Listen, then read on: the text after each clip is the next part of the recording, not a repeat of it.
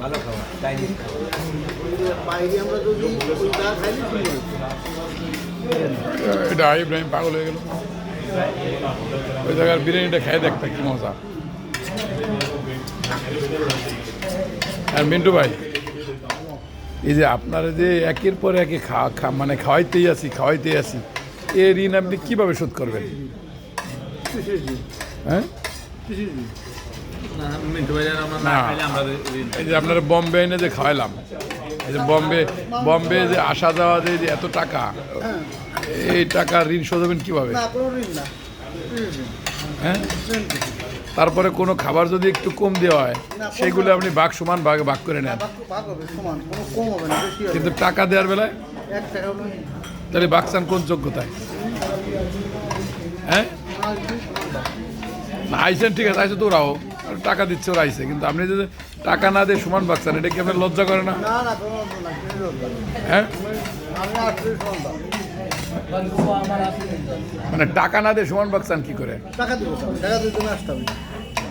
আপনার টাকা সবাই দিয়ে দিচ্ছে, তারপর আপনি মানে সমান ভাগ চান, এবং সমান ভাগ না দিলে আপনার মুখের দিকে তাকানো যায় না, লজ্জা করে আপনার মুখ পুড়ে যায়। এইটা কি আপনার বিবেক? যাই হোক, এই ঋণ শোধ না করা পর্যন্ত কিন্তু আপনার জান্নাতের দরজা খুব কষ্টদায়ক হয়ে যাবে, কারণ আমার ঋণ না ছাড়লে।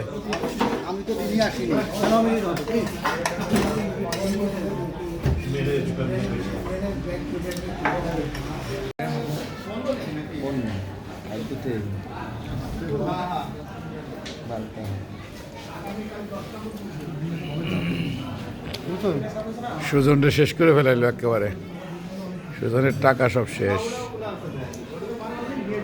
সুজনকে কইলাম যে মিন্টু বাইরে আনিস না, সে মিন্টু বাইরে এনেই ছাড়লো।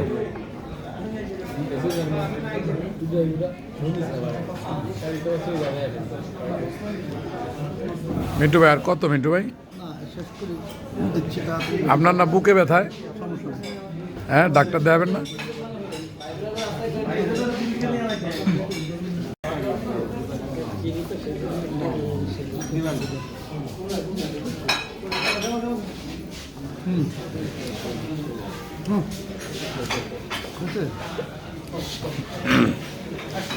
এই হলো আমাদের মিন্টু ভাই,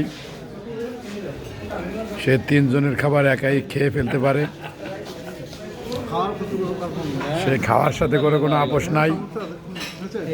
তার হার্টের সমস্যা যতই হোক, সে ডাক্তার কোনোদিনও দেখাবে না, কিন্তু 3-4 জনের খাবার সে একা খাচ্ছে। এই দেখেন কতগুলা মাংস,